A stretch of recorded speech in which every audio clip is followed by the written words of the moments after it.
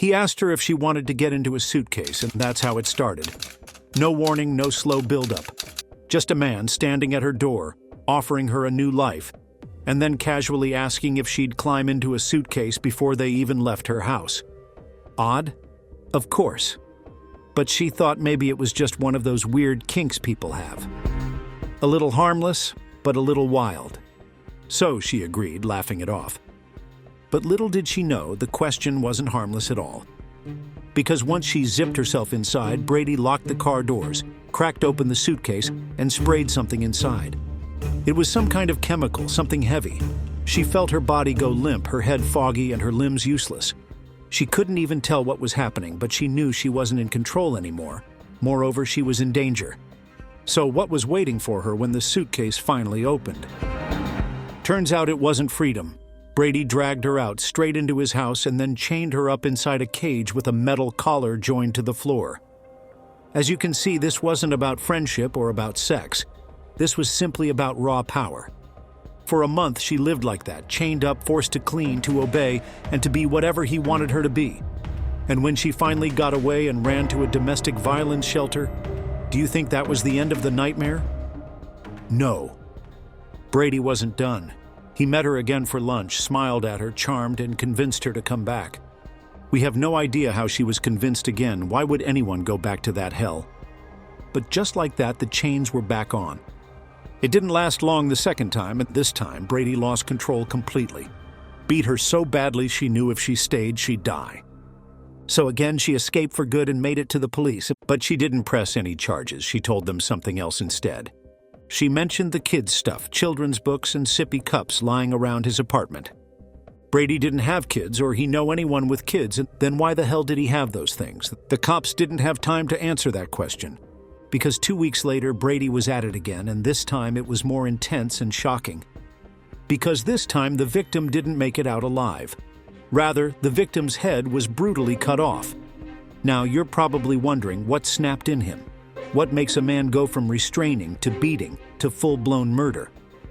Brady left a clue for this. He once said he wished he could go back to a time when killing people with bare hands was just normal. Let me clarify the clue for you. He fancied a Viking-era fantasy where life was cheap and death was sport. The police still couldn't figure out why there were the kids' items. Why the gradual escalation? What pushed Brady over the edge? And more importantly, how many more people had stepped into that suitcase, never to step out again?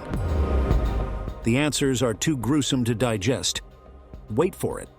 And before we reveal those, please consider subscribing to the channel, because this is what motivates us to keep the channel going. It started with a simple Craigslist post. 18 years old Brooke was 8 months pregnant, desperate, and broke. She typed out a plea. I need $50 by 3:30 today. Gas and meds. Everyone's sick. I'm pregnant. Please.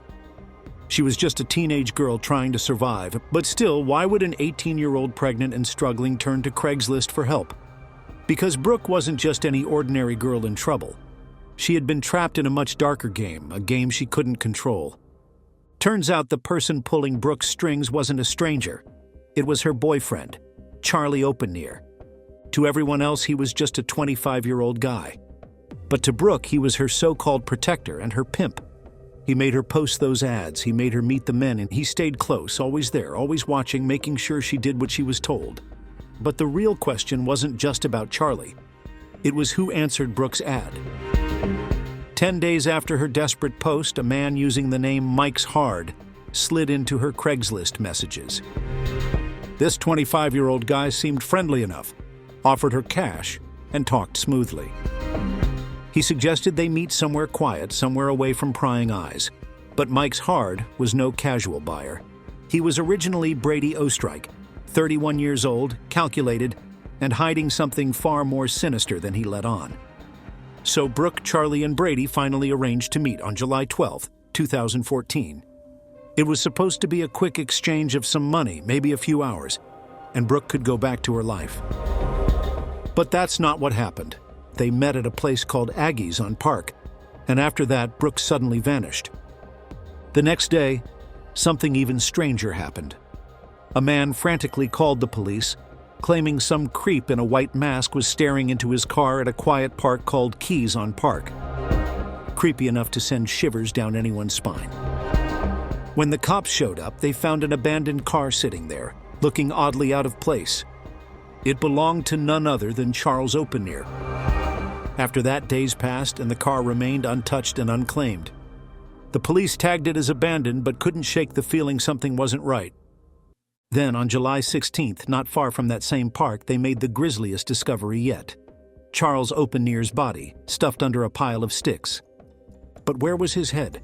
The autopsy revealed his head had been removed after he died. But who did it, and why leave the body out there like a morbid calling card? And more importantly, where the hell was Brooke Slocum? The answer wasn't buried in the park. It was lurking in the shadows of the internet. Desperate to find Brooke, investigators dug through her and Charlie's apartment. That's when they found something odd.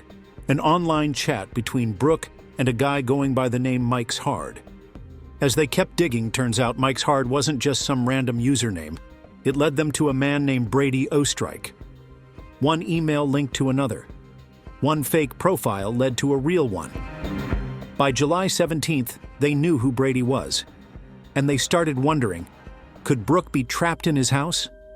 The cops couldn't act just yet. They needed a warrant, but they couldn't sit still, so they parked themselves outside Brady's home, waiting and watching.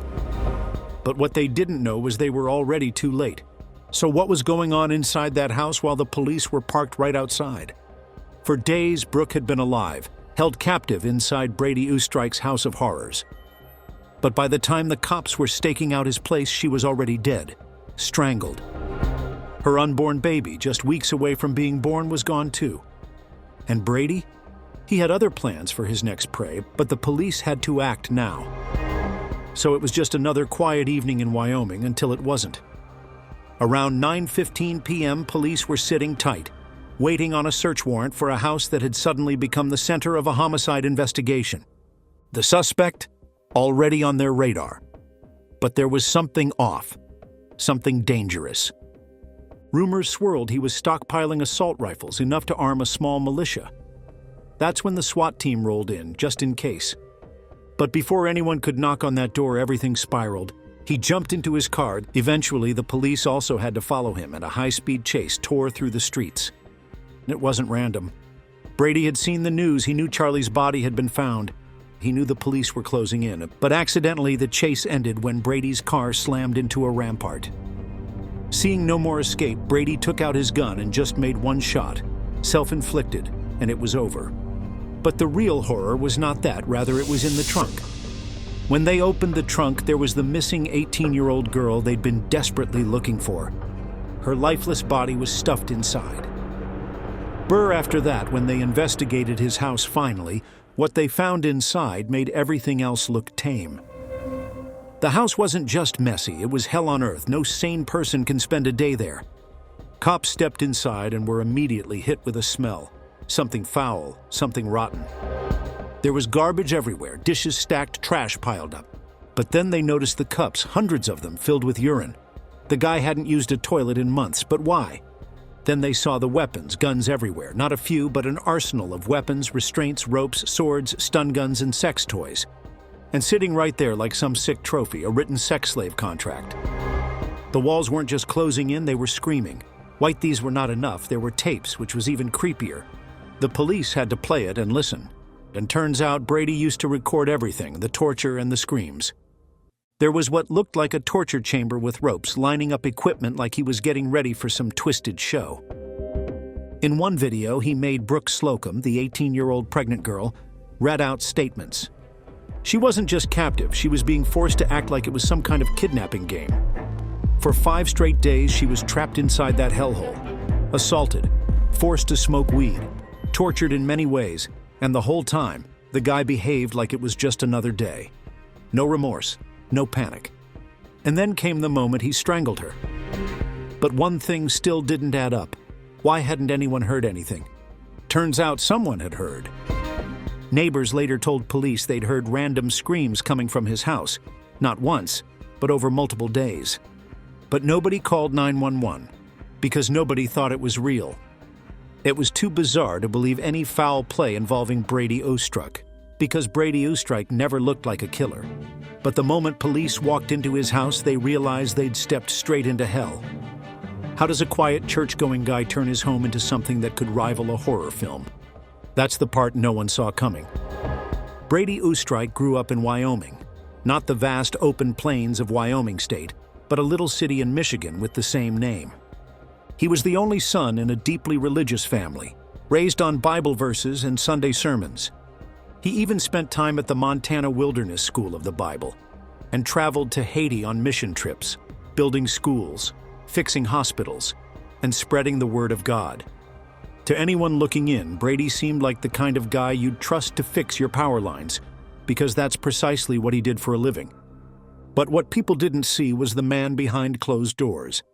Because while everyone thought Brady was kind, maybe a little socially awkward, something inside him was quietly unraveling. The cracks really started to show after 2013. He had been engaged to a woman he'd met years before at a small Bible school. To her, he was sweet and harmless. She even called him her teddy bear. But then suddenly they broke it off, and just like that. It was all mutual, they said. Though she walked away to Canada with a $30,000 diamond and sapphire ring, Brady walked away with nothing but bitterness and a notebook full of dark, rambling poetry lines like, "I know I am crazy, therefore I am not crazy. Isn't that crazy?" Even his friends noticed him slipping. He was depressed and withdrawn, but no one could imagine how far he'd fallen. Because while Brady was mourning a broken heart, he was also diving headfirst into something much darker: Craigslist. Craigslist has always had a reputation. It's not just a place to sell old couches and find odd jobs. Sometimes it's a breeding ground for something far more sinister. And Brady? He was definitely not browsing for secondhand furniture. One day, two people, Brooke Slocum and Charles Openier, posted a simple ad. They just needed $50, quick cash. That's when Brady stepped in. And what started as an exchange for $50 spiraled into something unimaginable. But the real question was, what exactly did Brady want from them? As they were none but a couple of random strangers. When police finally pieced together the truth, turns out, it wasn't just about money. It wasn't about favors either. Brady had been building something in secret, something terrifying. But before we reveal the real terror, don't forget to subscribe to this channel. Now see, while everyone thought he was just that awkward sword-collecting guy who liked Renaissance fairs and video games, inside his house was a different story. Swords, crossbows, medieval weapons, you name it, he had all of it, because his hobby was to collect them. But the most chilling part wasn't the weapons. It was what he did with them, torturing his victims. In the basement of his house, detectives stumbled upon something that made their blood run cold: a massive map. It was pinned all over, like he'd been tracking something. Was he marking places he traveled, or something worse?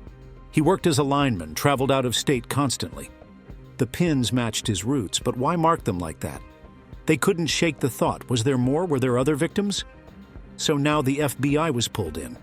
And the next clue didn't come from the house, and it came from a phone call no one expected. A woman came forward totally out of the blue. She claimed that she knew him. Recently, she got a casual call right in the middle of all this carnage. She said he sounded normal, totally calm. They even talked about dinner plans like nothing was off. Little did the woman know when he called, Brooke Slocum was still alive, trapped in that house. And her boyfriend, Charlie Openier, was probably already dead. But the most striking part is that he had plans beyond this, real plans. He was supposed to catch a flight the next day to Vegas. He was flying out to meet another woman he'd connected with on a fetish site. Everything was arranged as usual. But last minute, suddenly he canceled without giving a reason. That woman, curious, Googled his name afterward. And what popped up froze her to her core. She realized how close she'd come to being the next victim. He wasn't running out of ideas, though. He was running out of time, and yet that map, those pins, they're still unexplained. So the real question is, how many others didn't get away? The house told one story. The videos, the map, the weapons, the call logs, they told another. And somewhere in between those lines, there might be names we'll never know. Now, for 5 long years, no one knew what became of Charles. It was as if he'd vanished off the face of the earth, until out of nowhere, a farmer found a human skull buried deep on his remote property, miles away from town. Dental records confirmed it. It was Charles M. and he'd been shot in the head and decapitated. But was this a one-time horror story, or was there more? People literally wanted to know what made him snap. How does an ordinary guy turn into something so evil? But digging into his life only raised more questions. There was no criminal record under his name. Friends who talked to him over the phone said he seemed fine, normal, and calm. No signs that he was planning something so gruesome. So what pushed him over the edge? Some pointed to his breakup. After his fiancée left, it's like he fell into another world, a fantasy where nothing and no one mattered anymore. But even she admitted, after everything came to light, that the man she knew and the man who butchered Charles Open-Near felt like two different people entirely. And just when the police thought they could finally confront him, Brady took the last piece of the puzzle with him. He killed himself as officers closed in. No confession, no answers, no chance of justice or punishment. But even death didn't close the case. Because now the real question remains, was Charles and Brooke the only victim Brady lured in through the internet? Or are there others still out there, still missing, with no one knowing they ever crossed paths with a killer? And if someone like Brady Oestrike could hide in plain sight, how many more are doing the same right now? Share your views in the comments section below. While this was a chilling true crime story about a deranged killer, the next case will take you on an even wilder ride. One that'll leave your jaw on the floor, outdoing even the shock you felt after watching Gone Girl. Click on it to watch the next case. Subscribe to the channel for more true crime content like this. See you in the next.